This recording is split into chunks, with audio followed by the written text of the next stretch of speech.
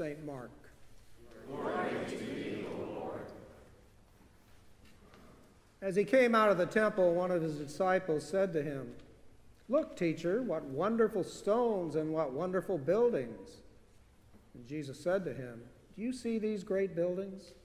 There will not be left one here, one stone upon another, that will not be thrown down."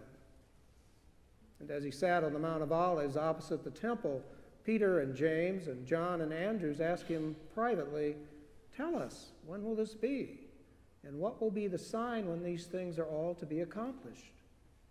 And Jesus began to say to them, "Take heed that no one leads you astray. Many will come in my name, saying, 'I am he,' and they will lead many astray. And when you hear of wars and rumors of wars, do not be alarmed. This must take place, but the end is not yet. For nation will rise against nation, and kingdom against kingdom. There will be earthquakes in various places. There will be famines. This is but the beginning of the birth pangs." The Gospel of the Lord. Praise be to thee, O Christ.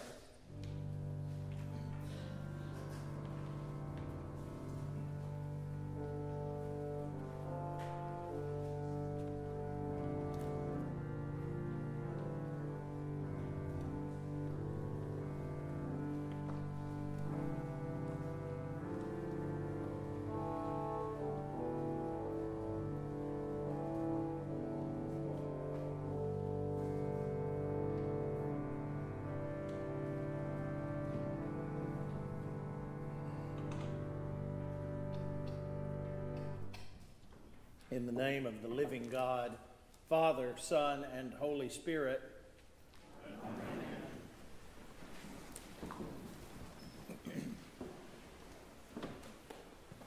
In 1966, the Beach Boys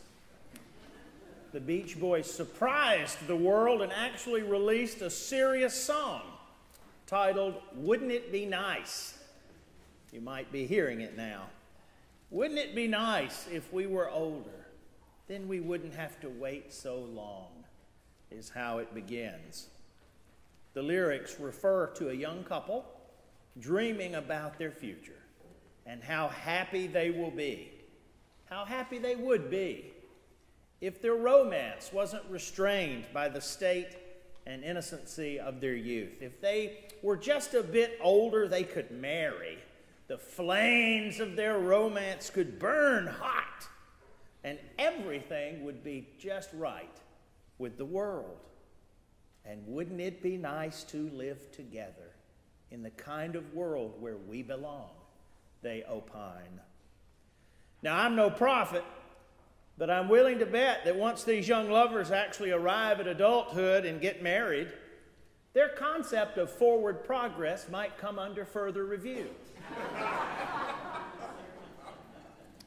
The words of the prayer book bring us back to reality, to have and to hold from this day forward, for better, for worse, for richer, for poorer, in sickness and in health. Hello. But fear not, this little word is not marriage counseling.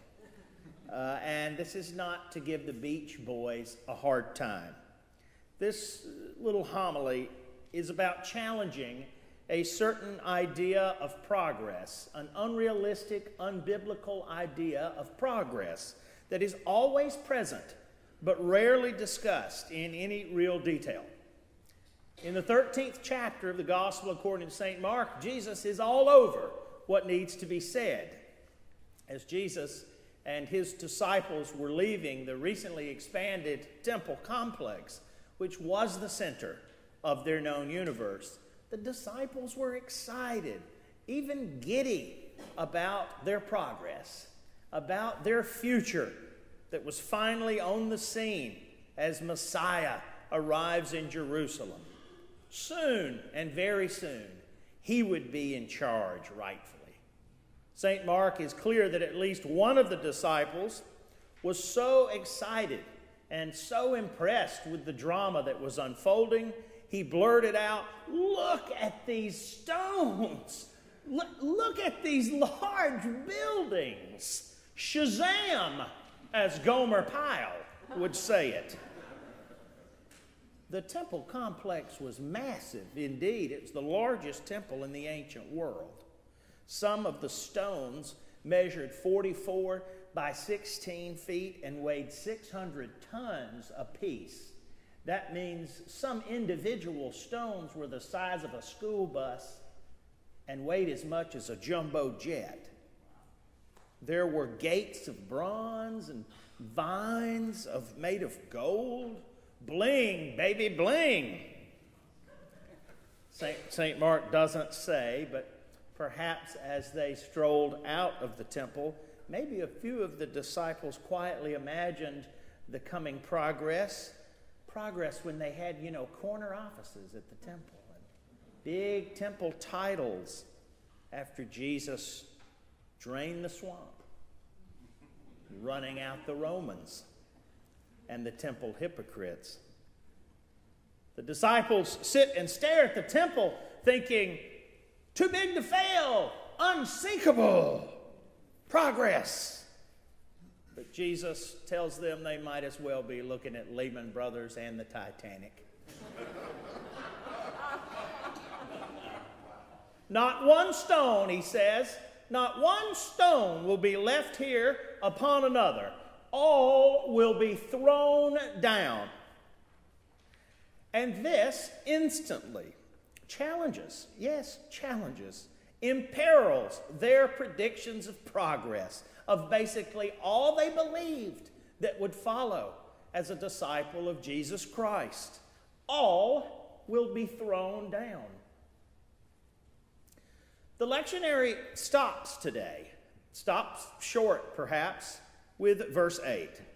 But in verse 9, Jesus continues, telling the disciples directly, they will deliver you up to the councils, and you will be beaten in the synagogues. Suddenly, it became personal. Jesus unveiled in this exchange a universal truth. Yes, a universal truth for all of his disciples, those in the past, the present, and the future. In the words of C.S. Mann, Jesus was saying, we will continue to have distress before there is ultimate deliverance. Distress before deliverance. Ashes to ashes. We all fall down. All will be thrown down. And hasn't this been absolutely true to your own experience? Your pain is probably not the old-fashioned kind of suffering, like shipwrecks and imprisonment and starvation. Our lives are not quite Greek tragedies yet. Yours and mine is the sibling that took his life. The pain of estrangement from your daughter. Getting fired from the firm. The fact that the doctor walked in and told you it was malignant. Or when you saw the text that confirmed your husband had a girlfriend. And yet the world is in 100% denial about this stuff. As if it's a huge shock when progress is somehow interrupted.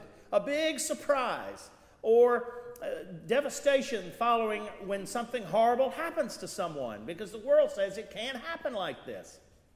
And the church rarely brings this stuff up. Bad for business is the logic, I suppose. I'm beginning to think that suffering is the real S word. I'm not suggesting we change our parish tagline. I sort of like it, making new Christians and making all Christians new. But think about what might happen if we said, welcome to Redeemer, come suffer with us.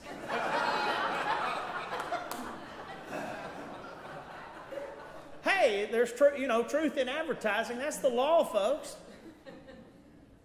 And it's 100% true because every person here today arrived here carrying some pain, some kind of hurt or secret disappointment.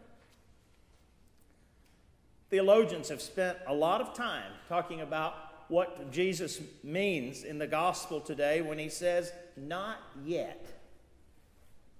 Practically speaking, it's the not yet of the Christian experience you and I know so well.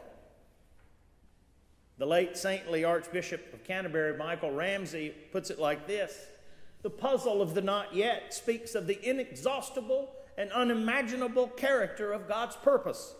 He has given himself to us, yes, but he still has more to give.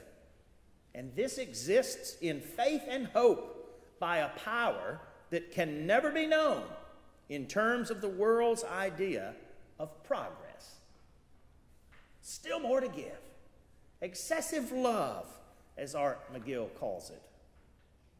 So while the world's flawed idea of progress keeps demanding that suffering and botched plans are signs of defeat, we fix our eyes not on what is seen, but what is unseen. Since what is seen is temporary, but what is unseen is eternal. The world, the flesh, and the devil, they say suffering is for losers, and I'm sick of it. Because the gospel says if we suffer with him, we will also be glorified with him. The world, the flesh, and the devil tell us that grief, pain, and humiliations are wonderful opportunities to nurture bitterness and resentment, to lose our faith, as the saying goes. The gospel tells us to fix our eyes on Jesus, the founder and perfecter of our faith, who for the joy that was set before him endured the cross and is seated at the right hand of the throne of God. The world, the flesh, and the devil tell us that suffering and pain, well, that's the prima facie evidence that God has abandoned us. But Jesus said very clearly, in this world, you're going to have trouble. But take heart, be of good cheer. I have overcome this world. Who are you going to believe?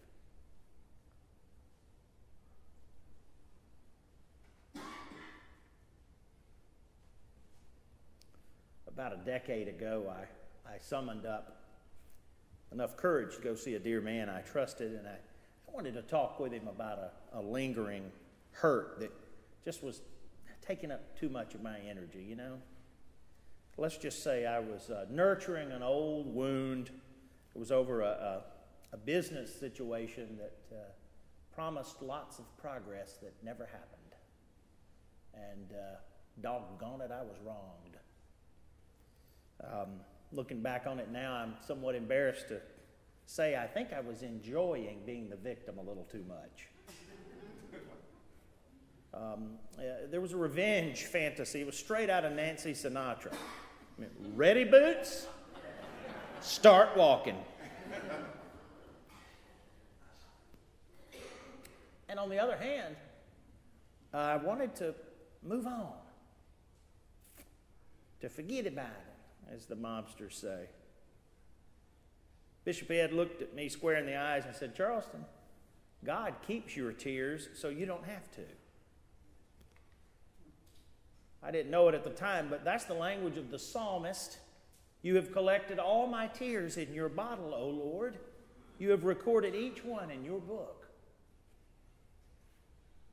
I'm sharing this little personal story only because in the face of wars and rumors of wars, amidst death, dying, pandemics, irrational fear, in the middle of inflation fears, and vexations of 1,000 kinds, I want you to know that the gospel of grace gives hope and faith that the world simply will not and cannot provide.